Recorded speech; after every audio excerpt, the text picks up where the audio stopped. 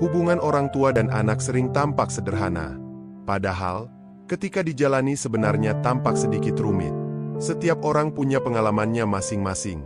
Tidak semua orang juga bisa secara langsung mengambil pelajaran dari pengalamannya sendiri.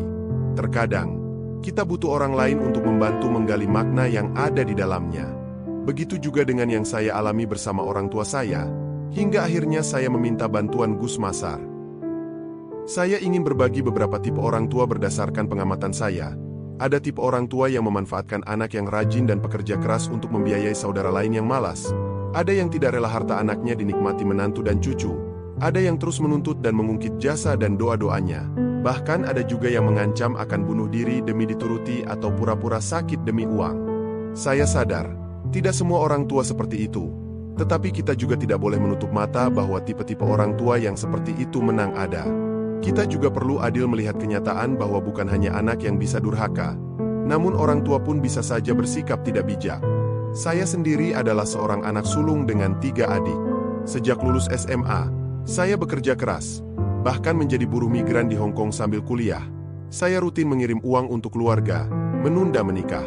Bahkan, mirisnya adalah saya juga ikut membiayai pernikahan adik-adik saya. Singkat cerita, saya pulang ke Indonesia. Saya mendirikan sekolah PAUD. Terkait dengan masalah keluarga kami akhirnya sepakat untuk dibicarakan bersama Gus Masar. Solusinya adalah orang tua saya harus pelan-pelan untuk berusaha sendiri, tidak hanya mengandalkan saya. Adik-adik saya yang sudah menikah pun demikian. Mereka juga dinasihati untuk bekerja dengan giat.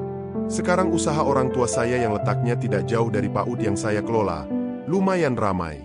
Salah satu adik saya bekerja pula di PAUD itu, dan yang lainnya membantu usaha ibu saya. Sebagai anak saya tetap ingin berbakti kepada orang tua saya.